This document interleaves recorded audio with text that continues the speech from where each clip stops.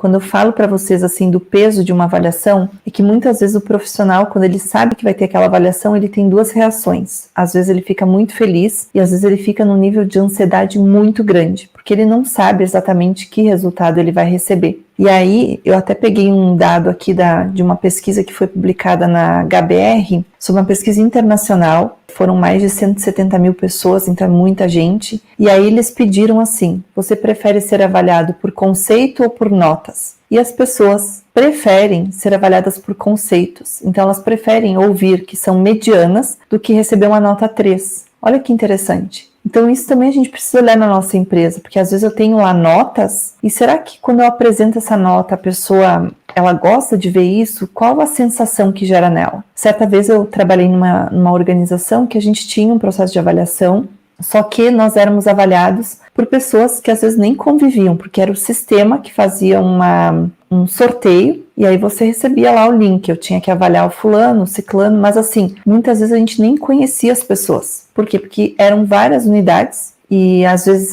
existia o distanciamento físico, e aí você tinha que avaliar alguém que você não conhecia. Eu, sinceramente, achava aquilo sem noção, para falar bem a verdade, assim, não via muito sentido naquilo. E aí você via que muitas avaliações as pessoas colocavam tudo nota 10, porque elas não conheciam aquela pessoa. E elas não tinham critério. E aí você não vai colocar 0. Por quê? Porque você não conhece a pessoa, você não sabe, né, quem é aquela pessoa. Então, tem isso. Assim como, por exemplo, quando você recebe uma avaliação que é tudo 10, 9, 10, por exemplo, você também muitas vezes pode ficar confuso. Tá? O que eu preciso fazer se eu quero crescer, por exemplo, em termos de cargos dentro da minha empresa? Então, são esses cuidados que a gente precisa se preocupar. E cada um, vamos imaginar que você aí como líder, você tenha esse processo dentro da sua empresa, o que você precisa fazer? Você precisa trazer o feedback para dentro do processo de avaliação. Que você comece antes de avaliar, você comece a fazer esses feedbacks. Porque quando chegar o momento da avaliação, a avaliação é só um fechamento de tudo aquilo que você foi conversando.